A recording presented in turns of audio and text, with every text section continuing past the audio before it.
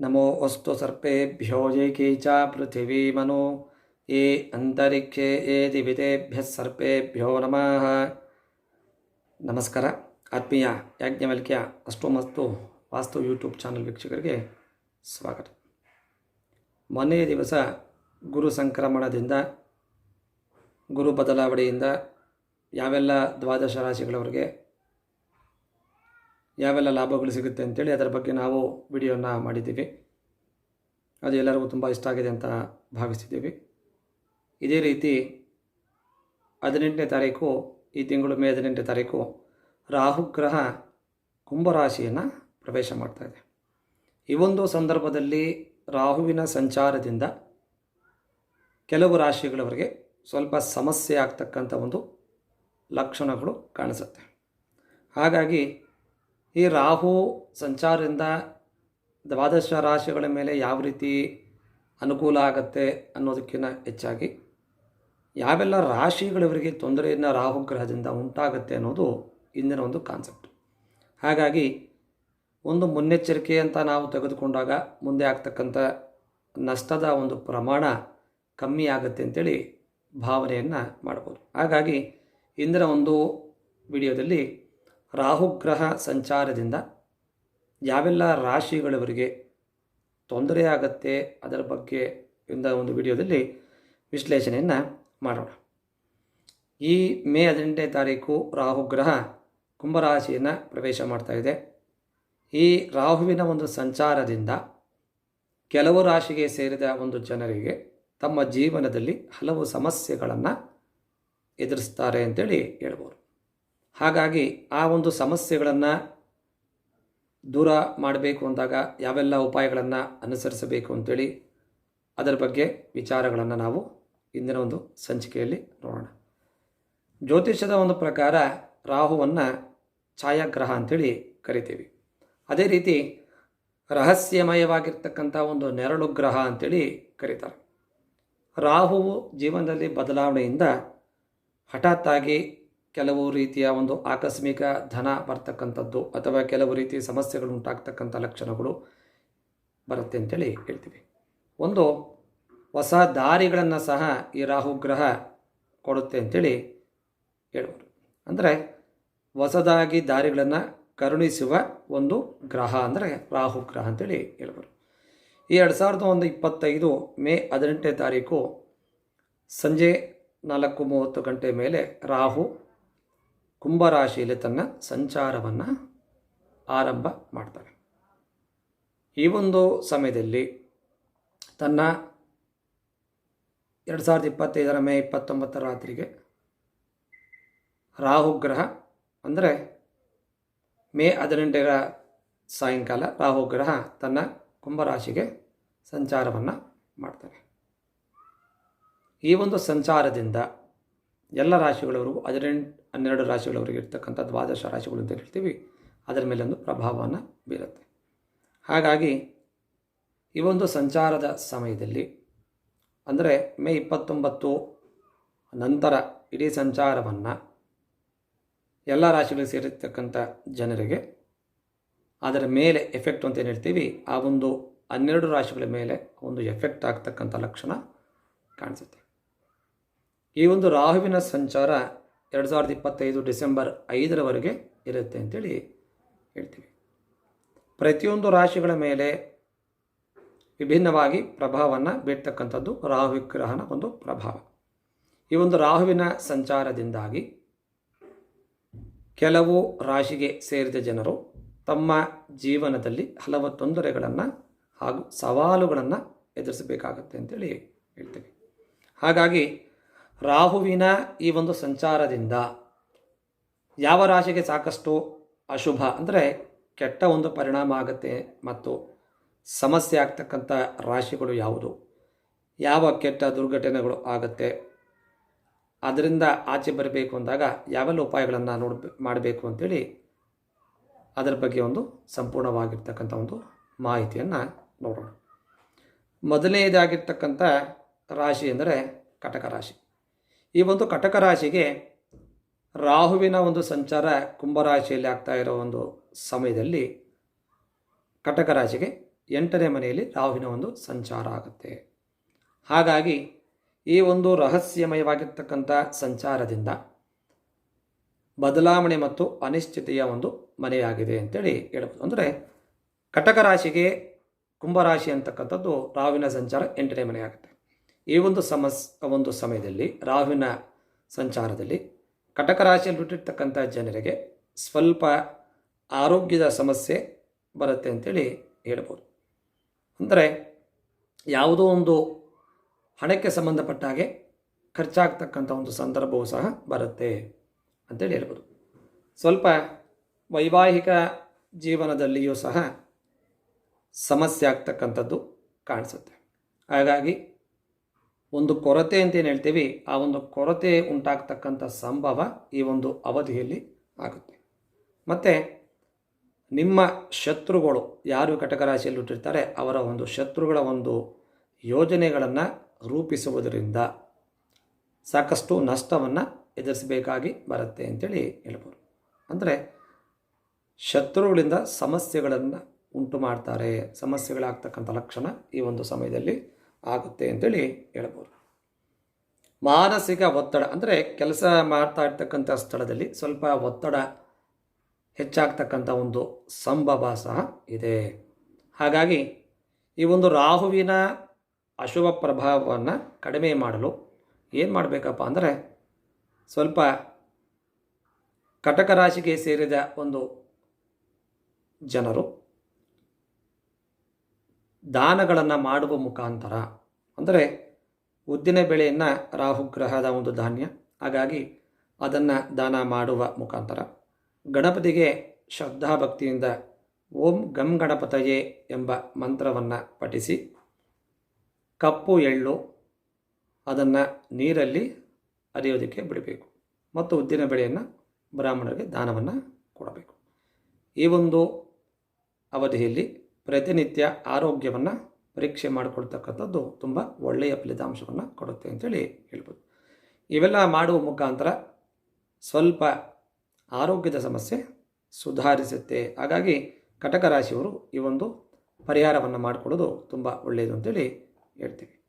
ಮುಂದಿನ ಒಂದು ರಾಶಿ ತುಲಾರಾಶಿ. ಈ ತುಲಾರಾಶಿಗೆ 5ನೇ ಮನೆಯಲ್ಲಿ ರಾಹುವಿನ ಒಂದು ಸಂಚಾರ ಆಗ್ತಾಯಿದೆ. ಈ ಒಂದು ಮನೆಯೇ 5ನೇ ಮನೆ ಅಂದಾಗ ಪ್ರೀತಿ ಮತ್ತು ಮಕ್ಕಳು, ಕ್ರಿಯೇಟಿವಿಟಿ, ಆ ಒಂದು ವ್ಯಕ್ತಿಗೆ ಕ್ರಿಯೇಟಿವಿಟಿಯನ್ನು ತಂದುಕೊಡ್ತಕ್ಕಂಥ ಮನೆ ಯಾವುದಪ್ಪ ಅಂದರೆ 5ನೇ ಮನೆ.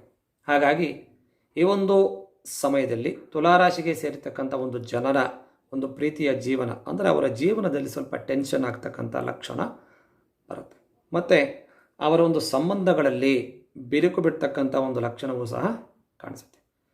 ವಿಶೇಷವಾಗಿ ಈ ಒಂದು ತುಲಾರಾಶಿಯಲ್ಲಿ ಹುಟ್ಟಿರ್ತಕ್ಕಂಥ ವ್ಯಕ್ತಿಗಳ ಮಕ್ಕಳಲ್ಲಿ ಆರೋಗ್ಯದ ಒಂದು ಸಮಸ್ಯೆ ಬರುತ್ತೆ ಅಂತೇಳಿ ಹೇಳ್ಬೋದು. ಕಾರಣ 5ನೇ ಮನೆ ಅಂತ ನಾವು ಆಗಲೇ ಹೇಳಿದ್ದೀವಿ. 5ನೇ ಮನೆಯಲ್ಲಿ ಮಕ್ಕಳಿಗೆ ಸಂಬಂಧಪಟ್ಟಿರ್ತಕ್ಕಂಥ ಸಮಸ್ಯೆ ಬರ್ತಕ್ಕಂಥ ಲಕ್ಷಣ ಇದೆ. ಹಾಗಾಗಿ ತುಲಾರಾಶಿಯಲ್ಲಿ ಹುಟ್ಟಿರ್ತಕ್ಕಂಥ ಮಕ್ಕಳ ಆರೋಗ್ಯ ಸಮಸ್ಯೆ ಬರುತ್ತೆ ಅಂತೇಳಿ ಹೇಳ್ಬೋದು. ಹಾಗಾಗಿ ಇದರಿಂದ ಮಕ್ಕಳಿಗೆ ಯಾವಾಗ ಆರೋಗ್ಯ ಸಮಸ್ಯೆ ಬರುತ್ತೆ, ಚಿಂತೆ ಹೆಚ್ಚಾಗ್ತಕ್ಕಂಥ ಲಕ್ಷಣವೂ ಬರುತ್ತೆ.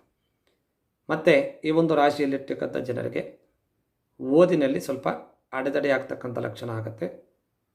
ಕೆಲಸ ಮಾಡ್ತಕ್ಕಂಥ ಸಮಯದಲ್ಲಿ ಸ್ವಲ್ಪ ಗಮನ ಬೇರೆ ಕಡೆ ಹೋಗ್ತಕ್ಕಂಥದ್ದು ಬರುತ್ತೆ. ಷೇರು ಮಾರುಕಟ್ಟೆಯಲ್ಲಿ ಈ ರಾಹುವಿನ ಒಂದು ಪ್ರಭಾವದಿಂದ ಸ್ವಲ್ಪ ನಷ್ಟ ಉಂಟಾಗ್ತಕ್ಕಂಥ ಲಕ್ಷಣಗಳು ಸಹ ಇದೆ.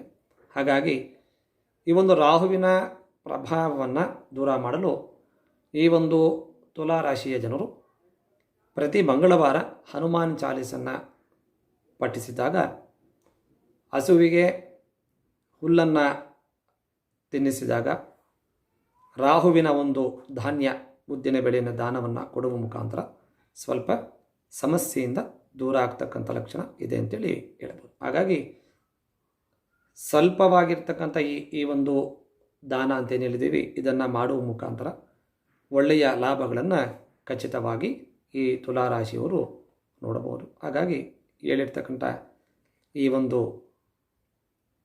ಪರಿಹಾರಗಳನ್ನು ಮಾಡಿಕೊಳ್ಳಿ, ಖಚಿತವಾಗಿ ಒಳ್ಳೆಯದಾಗುತ್ತೆ. ಮುಂದಿನ ಇರ್ತಕ್ಕಂಥ ರಾಶಿ ಅಂದರೆ ವೃಶ್ಚಿಕ ರಾಶಿ. ಈ ವೃಶ್ಚಿಕ ರಾಶಿಯ ಒಂದು ಜನರಿಗೆ 4ನೇ ಮನೆಯಲ್ಲಿ ರಾಹುವಿನ ಒಂದು ಸಂಚಾರ ಆಗ್ತಾಯಿದೆ. 4ನೇ ಮನೆ ಅಂದಾಗ ಮಾತೃಸ್ಥಾನ ಅಂತೇಳಿ ಹೇಳ್ತೀವಿ.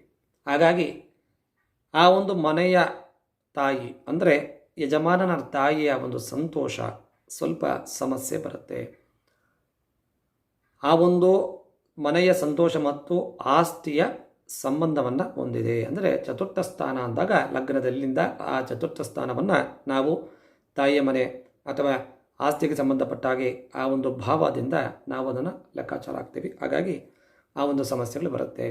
ವೃಶ್ಚಿಕ ರಾಶಿಯಲ್ಲಿ ಸೇರ್ತಕ್ಕಂಥ ಒಂದು ವ್ಯಕ್ತಿಗಳಿಗೆ ತಮ್ಮ ಕುಟುಂಬದಲ್ಲಿ ಟೆನ್ಷನ್ ಆಗ್ತಕ್ಕಂಥ ಲಕ್ಷಣ ಬರುತ್ತೆ. ಕಾರಣ ಚತುರ್ಥ ಸ್ಥಾನದಲ್ಲಿ ಆ ರಾಹುವಿನ ಒಂದು ಸಂಚಾರ ಆಗ್ತಾ ಇರತಕ್ಕಂಥ ಸಮಯದಿಂದ ತಾಯಿಯ ಆರೋಗ್ಯಕ್ಕೆ ಸಂಬಂಧವಾಗಿ ಸ್ವಲ್ಪ ಸಮಸ್ಯೆ ಬರತಕ್ಕಂಥದ್ದು ಆಗುತ್ತೆ. ಮತ್ತು ಆಸ್ತಿಗೆ ಸಂಬಂಧಪಟ್ಟ ಹಾಗೆ ಗಲಾಟೆ ಆಗ್ತಕ್ಕಂಥದ್ದು ಅಥವಾ ಕೋರ್ಟು ವ್ಯಾಜ್ಯಗಳೇನ ಆಗ್ತಕ್ಕಂಥ ಲಕ್ಷಣ ಈ ಒಂದು ವೃಶ್ಚಿಕ ರಾಶಿಯವರಿಗೆ ಆ ಒಂದು ಸಮಯದಲ್ಲಿ ಬರುತ್ತೆ. ಈ ಒಂದು ಸಮಸ್ಯೆಯಿಂದ ಜಗಳ ಮತ್ತು ಮನೆಯಲ್ಲಿ ಅಶಾಂತಿ ಆಗ್ತಕ್ಕಂಥ ಸಮಸ್ಯೆ ಸಹ ಬರುತ್ತೆ. ಹಾಗೆ ವೃತ್ತಿ ಜೀವನಕ್ಕೆ ಸಂಬಂಧಿಸಿದಂತೆ ಒಂದು ಸ್ಥಿರತೆ ಕೂಡ ಈ ಒಂದು ವೃಶ್ಚಿಕ ರಾಶಿಯವರಿಗೆ ಸಿಗೋದಿಲ್ಲ.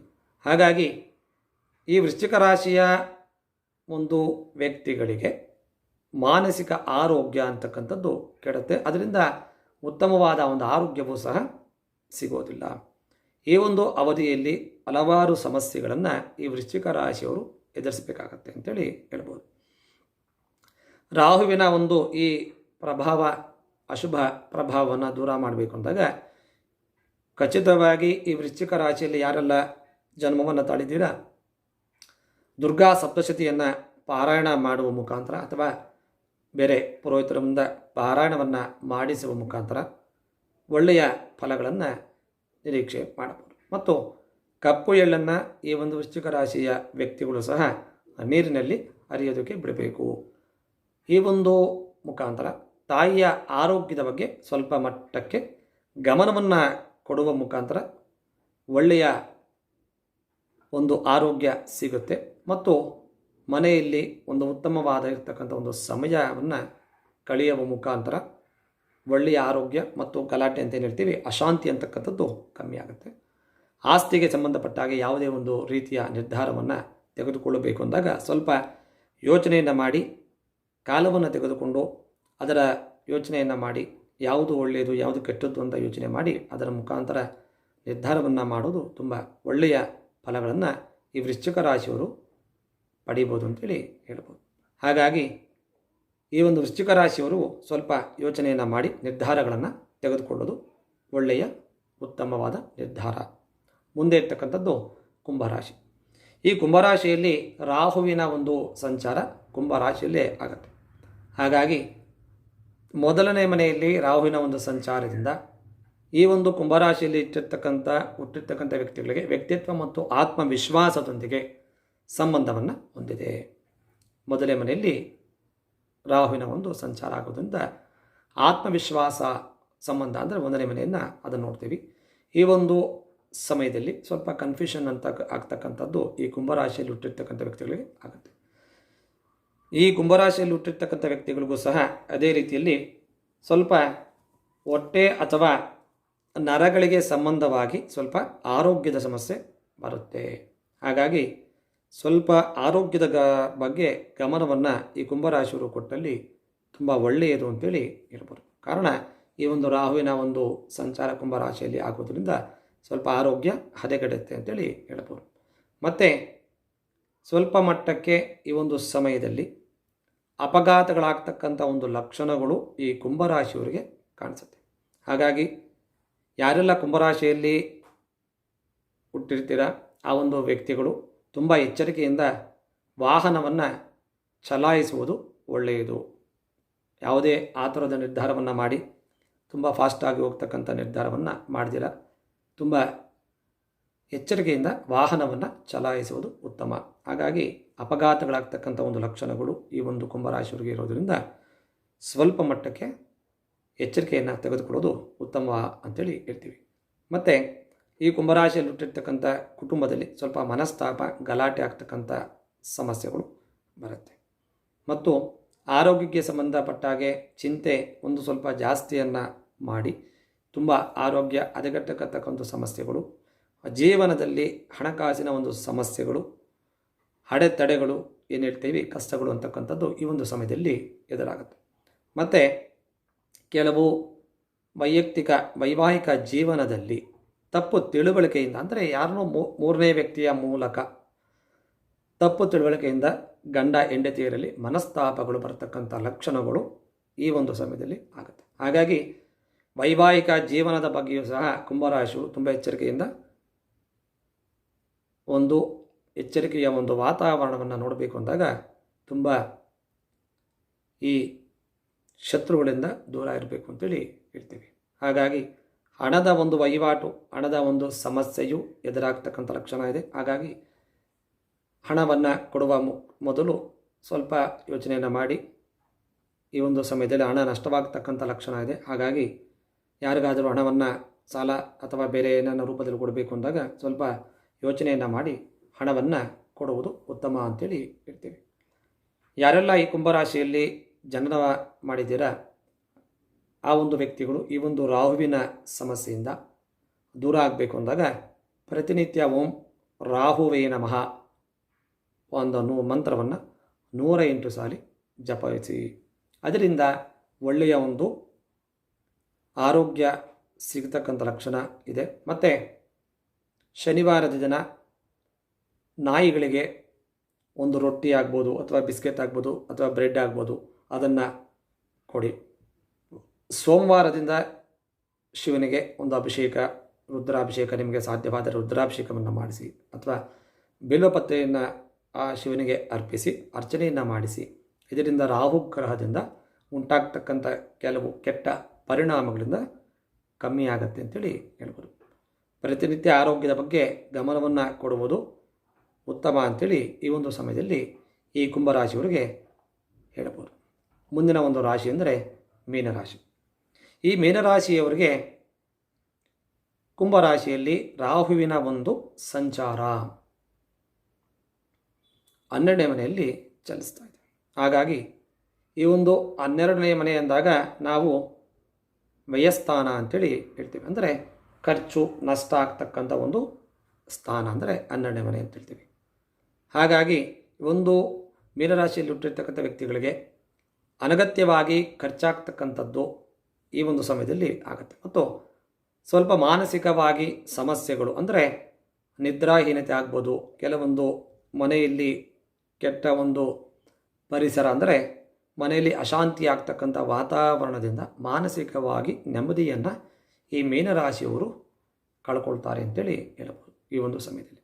ಹಾಗಾಗಿ ಕೆಲಸದಲ್ಲಿ ಒತ್ತಡ ಆಗ್ತಕ್ಕಂಥದ್ದು, ಬೇರೆ ಕಡೆಯಲ್ಲೂ ಕೆಲಸ ಮಾಡ್ತಾ ಇರ್ತಾರೆ ಮೀನರಾಶಿಯವರು, ಆ ಒಂದು ಯಾವುದೋ ಒಂದು ಕಂಪ್ನಿಯಲ್ಲಿ ಕೆಲಸ ಮಾಡ್ತಾ ಇರ್ತಾರೆ, ಹಿರಿಯ ಅಧಿಕಾರಿಗಳಿಂದ ಇವರಿಗೆ ಒಂದು ಬೆಂಬಲ ಅನ್ನೋದು ಸಿಗೋದಿಲ್ಲ. ಅಕ್ಕಪಕ್ಕ ಕೆಲಸ ಮಾಡ್ತಾ ಇರೋ ಸ್ನೇಹಿತರಿಂದ ಸ್ವಲ್ಪ ಸಮಸ್ಯೆ ಆಗ್ತಕ್ಕಂಥ ಲಕ್ಷಣಗಳು ಈ ಒಂದು ಮೀನರಾಶಿಯವರಿಗೆ ಸಿಗುತ್ತೆ. ಮತ್ತು ಯಾರೆಲ್ಲ ಮೀನರಾಶಿಯವರು ವಿದೇಶ ಪ್ರವಾಸವನ್ನು ಮಾಡಬೇಕು ಅಂತ ಇದ್ದಾಗ, ಅಥವಾ ಆಲ್ರೆಡಿ ವಿದೇಶದಲ್ಲಿ ಇದ್ದು ಕೆಲಸ ಮಾಡ್ತಾ ಇದ್ದರೆ ಸ್ವಲ್ಪ ಅಡೆತಡೆಗಳು ಉಂಟಾಗ್ತಕ್ಕಂಥ ಲಕ್ಷಣಗಳು ಈ ಮೀನರಾಶಿಯವರಿಗೆ ಆಗುತ್ತೆ. ಪಾಸ್ಪೋರ್ಟ್ ಸಂಬಂಧಪಟ್ಟಾಗ ಆಗಿರ್ಬೋದು, ಅಥವಾ ಈಗಾಗಲೇ ಅಲ್ಲಿ ಕೆಲಸ ಮಾಡ್ತಾ ಇದ್ದರೆ ಅಲ್ಲಿನ ಒಂದು ಕಂಪನಿಗಳಲ್ಲಿ ಸಮಸ್ಯೆ ಆಗ್ತಕ್ಕಂಥ ಲಕ್ಷಣಗಳಾಗ್ಬೋದು. ಯಾವುದೋ ಒಂದು ರೀತಿಯ ಸಮಸ್ಯೆಗಳು ಈ ಮೀನರಾಶಿಯವರಿಗೆ ಆಗ್ತಕ್ಕಂಥ ಸಮಸ್ಯೆ ಆಗಿದೆ. ಮತ್ತು ಈ ಒಂದು ಮೀನರಾಶಿಯಲ್ಲಿಯೂ ಸಹ ಹುಟ್ಟಿರ್ತಕ್ಕಂಥವ್ರಿಗೆ ಸ್ವಲ್ಪ ಅಪಘಾತಗಳಾಗ್ತಕ್ಕಂಥ ಲಕ್ಷಣಗಳಿದೆ. ಹಾಗಾಗಿ ಬಹಳಷ್ಟು ಕಾಳಜಿಯನ್ನು ತೆಗೆದುಕೊಂಡು ವಾಹನವನ್ನು ಓಡಿಸುವುದು ಉತ್ತಮ ಅಂತೇಳಿ ಹೇಳ್ಬೋದು. ಹಾಗಾಗಿ ಆಗತ್ತೆ ಅಂತೇಳಿದ್ದೀವಿ ಅಂತ ಭಯ ಪಡುವಂಥ ಅವಶ್ಯಕತೆ ಇಲ್ಲ. ಒಂದು ಕಾಳಜಿ, ಅಂದರೆ ವಾಹನವನ್ನು ಚಲಿಸಬೇಕಾಗದ ಒಂದು ಸಮಯದಲ್ಲಿ, ಒಳ್ಳೆಯ ಒಂದು ವಾಹನ ಚಲಿಸತಕ್ಕಂಥ ಸಮಯದಲ್ಲಿ ಕಾಳಜಿಯನ್ನು ತೆಗೆದುಕೊಂಡು ವಾಹನವನ್ನು ಚಲಿಸಿ ಆಗ್ತಕ್ಕಂಥ ಅಪಘಾತಗಳು ಏನಿರುತ್ತೆ ಅದು ಕಮ್ಮಿ ಆಗುತ್ತೆ ಅಂತೇಳಿ ಹೇಳ್ಬೋದು. ಹಾಗಾಗಿ ವಿಶೇಷವಾಗಿ ತುಂಬ ಜಾಗರೂಕತೆಯಿಂದ ವಾಹನವನ್ನು ಚಲಾಯಿಸಿ ಅಂತೇಳಿ ಹೇಳ್ಬೋದು. ಮತ್ತು ಉದ್ಯೋಗದಲ್ಲಿ ತೊಂದರೆ ಅಂತಕ್ಕಂಥದ್ದು ಈ ಮೀನರಾಶಿಯವರಿಗೆ ಖಚಿತವಾಗಿ ಈ ಒಂದು ಸಮಯದಲ್ಲಿ ಆಗುತ್ತೆ. ಹಾಗಾಗಿ ಸ್ವಲ್ಪ ಉದ್ಯೋಗದಲ್ಲಿ ಅಕ್ಕಪಕ್ಕ ಶತ್ರುಗಳನ್ನು ಗಮನವನ್ನು ಕೊಟ್ಟು ಅವರ ಜೊತೆಗೆ ಯಾವುದೇ ರೀತಿಯ ಗಲಾಟೆಯನ್ನು ಮಾಡಿಕೊಳ್ಳದಿರ ಉದ್ಯೋಗ ಮಾಡಿದಾಗ ಅದರಿಂದ ನಿಮಗೆ ಒಳ್ಳೆಯ ಫಲ ಸಿಗುತ್ತೆ ಅಂತೇಳಿ ಹೇಳ್ಬೋದು. ಈ ಒಂದು ಮೀನರಾಶಿಯವರಿಗೆ ಈ ರಾಹುವಿನ ಒಂದು ಕೆಟ್ಟ ಪರಿಣಾಮಗಳಿಂದ ದೂರ ಬರಬೇಕು ಅಂದಾಗ ಮನೆಯಲ್ಲಿ ನಿತ್ಯ ವಿಷ್ಣು ಸಹಸ್ರನಾಮವನ್ನು ಪಾರಾಯಣವನ್ನು ನೀವೇ ಮಾಡಬೇಕು. ಪ್ರತಿನಿತ್ಯ ವಿಷ್ಣು ಸಹಸ್ರನಾಮದ ಪಾರಾಯಣದ ಒಂದು ಫಲವಾಗಿ ರಾಹುವಿನಿಂದ ಉಂಟಾಗ್ತಕ್ಕಂಥ ಕೆಟ್ಟ ಒಂದು ಪರಿಣಾಮಗಳು ಕಮ್ಮಿ ಆಗುತ್ತೆ. ಮತ್ತು ಸಾಧ್ಯವಾದಲ್ಲಿ ಶನಿವಾರದ ದಿವಸ ಒಂದು ನೀಲಿ ಕಂಬಳಿಯನ್ನು ಬಡ ಬಗ್ಗರಿಗೆ ದಾನವನ್ನು ಕೊಡಿ. ಇದರಿಂದ ಸ್ವಲ್ಪ ಸಮಸ್ಯೆ ಕಮ್ಮಿ ಆಗುತ್ತೆ. ಮತ್ತು ಇದೇ ರೀತಿ ಉದ್ದಿನ ಬೆಳೆಯನ್ನು ಧಾನ್ಯ ಬಡಬಗ್ಗರಿಗೆ ದಾನವನ್ನು ಮಾಡಿ. ಇದರ ಒಂದು ಮುಖಾಂತರ ರಾಹುವಿಂದ ಆಗ್ತಕ್ಕಂಥ ಕೆಟ್ಟ ಪರಿಣಾಮಗಳಿಂದ ಸಮಸ್ಯೆಯಿಂದ ಮುಕ್ತರಾಗ್ತೀರ ಅಂತೇಳಿ ಹೇಳ್ಬೋದು. ಮತ್ತು ಈ ಮೀನರಾಶಿಯವರು ಸಹ ಹಣದ ವಿಚಾರದಲ್ಲಿ ಬಹಳ ಜಾಗರೂಕತೆಯಿಂದ ನೋಡಿ ಯೋಚನೆಯನ್ನು ಮಾಡಿ ವ್ಯವಹಾರವನ್ನು ಮಾಡ್ತಕ್ಕಂಥದ್ದು ತುಂಬ ಸೂಕ್ತ ಅಂತೇಳಿ ಹೇಳ್ಬೋದು. ಅನಗತ್ಯ ಖರ್ಚುಗಳನ್ನು ಮಾಡದೆ ತುಂಬ ಎಚ್ಚರಿಕೆಯಿಂದ ಯೋಚನೆಯನ್ನು ಮಾಡಿ ನಿರ್ಧಾರಗಳನ್ನು ತೆಗೆದುಕೊಳ್ಳೋದು ತುಂಬ ಒಳ್ಳೆಯದು ಅಂತೇಳಿ ಈ ಒಂದು ಸಮಯದಲ್ಲಿ ಹೇಳ್ಬೋದು. ಹಾಗಾಗಿ ಮೇ 18ನೇ ತಾರೀಕು ರಾಹುವಿನ ಒಂದು ಸಂಚಾರ ಯಾವೆಲ್ಲ ರಾಶಿಗಳಿಗೆ, ದ್ವಾದಶ ರಾಶಿಗಳಿಗೆ ಅದರ ಮೇಲೆ ಆಗ್ತಕ್ಕಂಥ ಪರಿಣಾಮ, ಕೆಲವು ರಾಶಿಯವರಿಗೆ ಅದರ ಮೇಲೆ ಆಗ್ತಕ್ಕಂಥ ಕೆಟ್ಟ ಒಂದು ಸಮಸ್ಯೆ ಆಗ್ಬೋದು. ಅದರಿಂದ ಆಚೆ ಬರಬೇಕು ಅಂದಾಗ ಕೆಲವು ಪರಿಹಾರಗಳನ್ನು ಹೇಳಿದ್ದೇವೆ. ಹಾಗಾಗಿ ಈ ಒಂದು ರಾಹುವಿನ ಒಂದು ಸಂಚಾರ ಕುಂಭರಾಶಿಯಲ್ಲಿ ಮೇ 18ನೇ ತಾರೀಕು ಆಗ್ತಾಯಿದೆ. ಕೇವಲ 12 ರಾಶಿಗಳಲ್ಲಿ ಈ 5 ರಾಶಿಯವರಿಗೆ ಸ್ವಲ್ಪ ಸಮಸ್ಯೆ ಆಗ್ತಕ್ಕಂಥ ಲಕ್ಷಣಗಳು ಕಾಣಿಸ್ತಾ ಇದೆ. ಹಾಗಾಗಿ ಯಾರು ಭಯವನ್ನು ಪಡಬೇಡಿ.